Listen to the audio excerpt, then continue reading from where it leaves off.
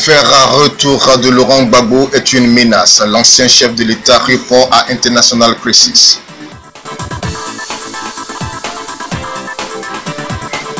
Le président Laurent Gbagbo, par la voix de son porte-parole, M. Koné Katinan, s'est prononcé et a condamné ce qu'il a appelé les insinuations de International Crisis.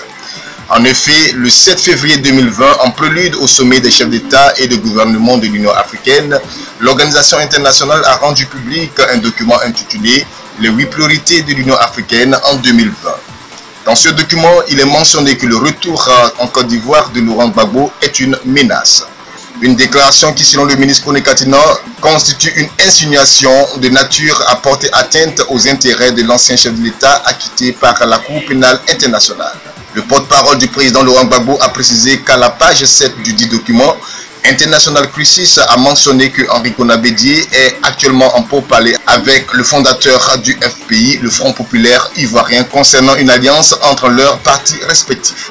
Poursuivant, le document insinue que si une telle alliance venait à être créée, le parti d'Alassane Ouattara ferait face à une coalition d'opposition de poids qui pourrait donner lieu à des élections serrées. Aussi, l'organisation est allée plus loin en affirmant, selon l'ancien ministre du budget, que Laurent Gbagbo menace de revenir en Côte d'Ivoire, un retour qui pourrait raviver les conflits. Le ministre Koné Katinan s'est, au nom du président Laurent Gbagbo, indigné face à l'assimilation des droits du père de la refondation à une menace. Insinuez-vous que le président Laurent Gbagbo devrait demeurer un apatride juste parce que l'actuel chef de l'État le redoute comme un opposant? S'est-il interrogé pour une organisation censée prévenir les conflits dans le monde?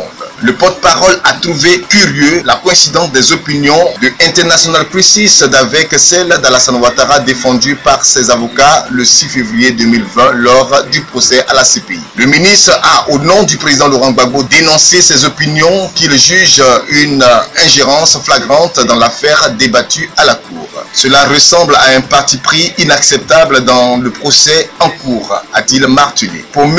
Katinan, la meilleure façon d'aider la Côte d'Ivoire à réussir le processus de réconciliation indispensable à une paix durable est de s'abstenir de toute forme de manipulation de l'opinion. Il a conclu son propos en exigeant de la part de International Crisis de rectifier la partie de son rapport.